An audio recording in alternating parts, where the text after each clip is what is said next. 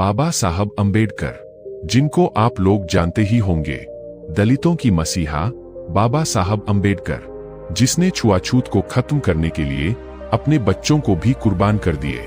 उस भगवान को आप लोग कैसे भूल सकते हैं, जो अपने बच्चों को मरा हुआ शरीर नहीं देख पाए, जिस बच्चे को कफन भी नसीब नहीं हुई, उस पिता को आप लोग कैसे भूल सकते हैं।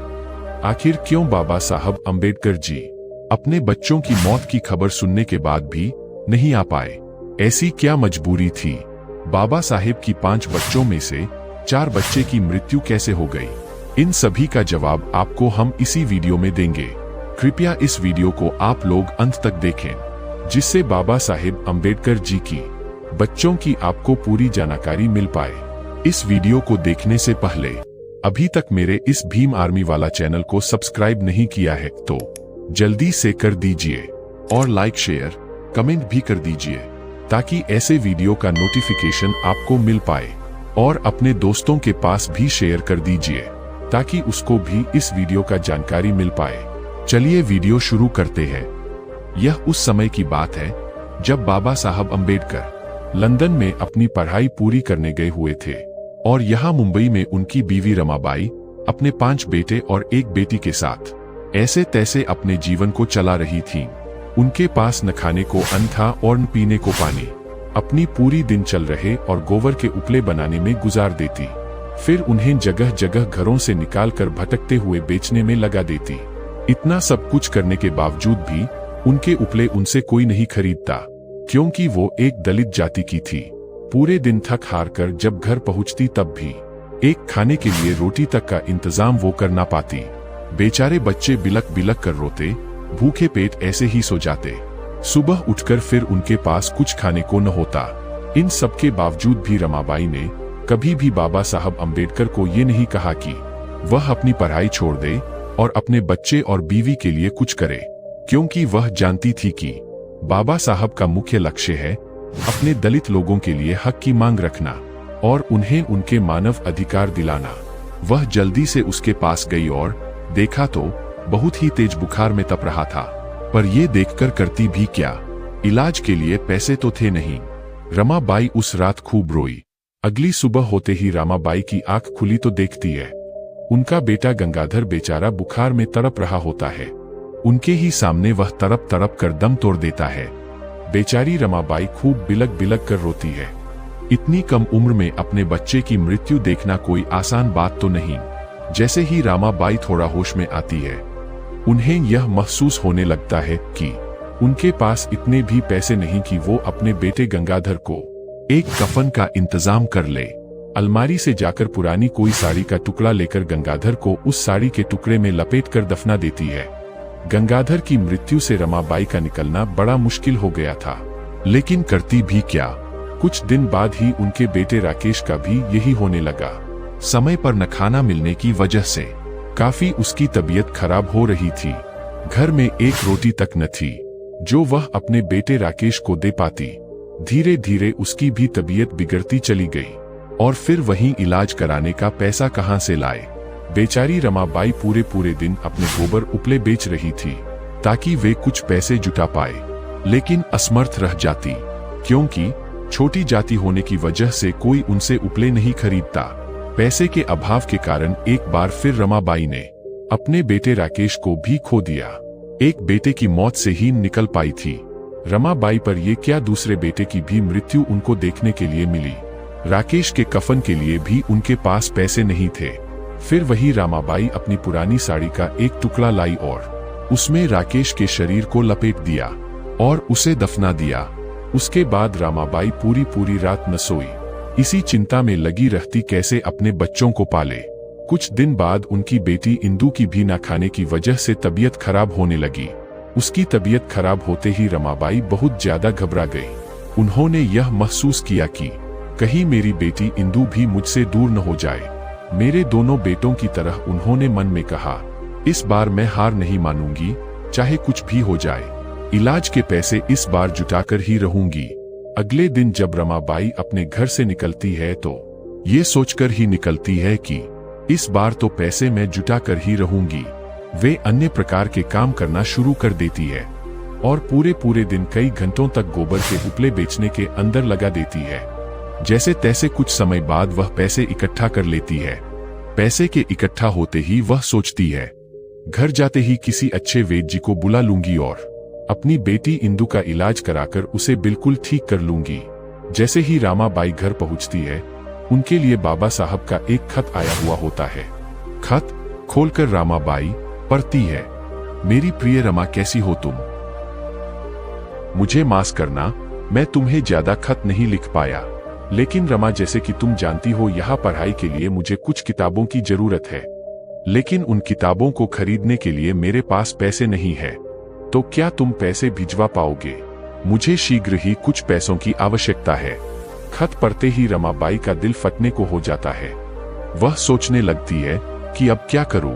अपनी बेटी इंदु के इलाज के पैसे क्या बाबा साहब की पुस्तक के लिए दे दूं? थोड़ा सोचने के बाद रमाबाई यह फैसला लेती है कि वह बाबा साहब की पढ़ाई में किसी भी तरीके की कोई कमी नहीं आने देगी। वे जिस अपनी मंजिल पर निकले हैं, उन्हें उस पर पूरा देखने के लिए वो चाहती थी। दिल पर पत्थर रखकर अब उन सभी पैसों को इकट्ठा कर बाबा साहब को भेज देती है। उसी दिन शाम को इंदु की भी मृत्यु हो जाती है। ये देखकर रमाबाई का दिल जैसे दिल ही न रहा हो। वे अपने आप को बिल्कुल ही संभाल न पाई। 2 बेटों के बाद अपनी एक बेटी की मृत्यु से वो ऐसी हताश हुई कि निकालना बड़ा मुश्किल हो गया। जैसे तैसे खुद को संभालकर इंदु के मृत शरीर को एक पुरानी साड़ी के टुकड़े में लपेटकर उसे दफना दी। रमाबाई के पूरे दिन रात सिर्फ रोने में निकलते। कुछ महीने बाद जैसे तैसे रामबाई ठीक हुई और दूसरी तरफ बाबा साहब लंदन से वापस आ गए। घर पहुंचते बाबा साहब की यह खबर पता लगी कि उनके नहीं होने पर उनके 3 बच्चे की मौत हो चुकी है। उनका दिल धड़ से अलग हो गया। बाबा साहब को देखते ही रामबाई को आंसू ना रुके। गले लगकर बाबा साहब से खूब रोई। कुछ दिन बाद उनके सबसे छोटे बेटे राजरतन की तबीयत खराब होने लगी। छोटे बेटे को तबीयत खराब देखकर रामबाई को हाथ पैर कांपने लगी। लेकिन रामबाई सोच रहे होते हैं कि उन्हें बाबा साहब से कुछ पैसे मिल जाए ताकि वह अपने बेटे की इलाज करवा सके। लेकिन रामबाई से बोलने से पहले बाबा साहब बोलते हैं, रमाबाई, जानती हो, एक खुशखबरी की बात है। मैं इतने समय से जिस चीज का इंतजार कर रहा था वह आ ही गया। मुझे लंदन से गोल सम्मेलन के लिए आमंत्रण आया है। यह वही जगह है जहां हम दलित वर्गों की बात मैं रख सकूंगा। मैं अपने पिछड़े वर्गों को उनके सामने बता सकूंगा कि किस तरीके से हमारे साथ जातिवाद किए जाते, हमको मानवाधिकार नहीं मिल पाते। यह सब उस मीटिंग के अंदर बताऊंगा। यही वह जगह है जहां मैं अपने दलित वर्ग के लोगों की बातों को रख सकूंगा, अपनी पिछड़े वर्ग को उनके सामने बता सकूंगा कि किस तरीके से हमारे साथ जातिवाद किया जाता है और हमें मानव अधिकार नहीं दिया जाता है। यह सुनते ही रमाबाई कहती है, देखिए, मैं आपको रोकूंगा नहीं, लेकिन आपके सबसे छोटे की तबीयत बहुत ज्यादा खराब है। मैं बस चाहता हूं कि आप उसके इलाज के लिए मुझे कुछ पैसे दे दे। बाबा साहब अपनी कोट की जेब में हाथ डालते हैं, लेकिन वहां हाथ को बाहर निकाल कर देखती है कि उनके पास भी एक पैसा नहीं। बाबा साहब भी यह देख कुछ नहीं कह पाए और वहां से बाबा साहब मीटिंग के लिए रवाना हो जाते हैं। यहाँ जैसे ही रमाबाई के घर के अंदर प्रवेश करती है, अपने बेटे राजरतन को मौत के घाट पाती है। भागकर राजरतन के पास जाकर उसे अपनी बाहों में भरकर खूब रोती है और चिल्लाती हुई रहती है, अरे कोई बाबा साहब को बुलाओ, अभी वहां तक नहीं पहुंचे होंगे। उन्हें बताओ कि उनका बेटा मर चुका है। बाबा साहब को एक आदमी के द्वारा यह बात पता चलता है और वह दौड़ती हुई घर लौट आते हैं। रमाबाई उन्हें देखते ही कहती है, यह वही राजरतन है जिसे तुम राजा बनाना चाहते थे, तो बनाओ ना अब राजा। मुझे नहीं पता, मेरे बेटे को मेरे पास वापस लाओ। कुछ देर तक बाबा साहब कुछ नहीं कहते। वही बच्चे का मृत शरीर जमीन पर पड़ा ही होता है कि बाबा साहब बोलते हैं कि मैं चलता हूँ। रमाबाई रोते हुए बोलते हैं, मैंने तुम्हें आज तक कभी नहीं रोका है, लेकिन आज भी तुम चले जाओगे। तुम्हारे बेटे का मृत शरीर पड़ा है, क्या तुम इसको छोड़कर चले जाओगे? बाबा साहब कहते हैं, रमा, राजरतन तो अब मर गया, मेरे रुकने से क्या होगा? लेकिन अगर आज मैं उस मीटिंग के अंदर नहीं गया और अपने लाखों लोगों की आवाज उन तक नहीं पहुंचाए तो ना जाने राजरतन की तरह कितने आने वाले लोग हमारे मरेंगे। बिलक बिलक कर रोती रहती है और वही अपनी किसी पुरानी साड़ी का टुकड़ा लाकर अपने बेटा राज रतन को उसमें लपेटकर उसे दफना देता है। धीरे धीरे रमाबाई भी इन्हीं सब बातों से चिंतित होकर मानसिक दबाव में आकर अपनी तबीयत बहुत ज्यादा खराब कर लेती है। धीरे धीरे उनकी हालत बद से बदतर होती जाती है और सिर्फ 35 साल की उम्र में वह भी इस दुनिया को छोड़ जाती है। दोस्तों, अगर बाबा साहब चाहते तो अपनी बीवी और बच्चों को अच्छी जिंदगी दे सकते थे। लंदन में हुआ नौकरी करते तो आराम से उनके बच्चे पल गए होते हैं, लेकिन उन्होंने अपने बच्चों, अपनी बीवी और अपने आप से भी ज्यादा जरूरी समझा इस दलित वर्ग के लोगों को, जिनके लिए वह उनके अधिकार के लिए लड़ते रहे। आखिरी दम तक भी उन्होंने इस चीज से पीछा नहीं छोड़ा, वरना कौन ही ऐसा पिता है जो अपने बेटे को मृत शरीर से उठकर चल जाए। कितना भी जरूरी काम क्यों ना हो, कोई पिता ऐसा नहीं करेगा। लेकिन बाबा साहब ने जो कुर्बानियां अपने लोगों के लिए दिए हैं, वह आज भी कोई नहीं कर सकता। वही दूसरी तरफ रमाबाई जैसी महान युवती, जिन्होंने अपनी मृत्यु से भी पहले अपने 4 बच्चों की मृत्यु देखी, लेकिन कभी भी बाबा साहेब के रास्ते में ना आए, उनसे कभी यह ना कहा कि क्यों नहीं तुम अपने बच्चे और मेरी देखभाल करते हैं।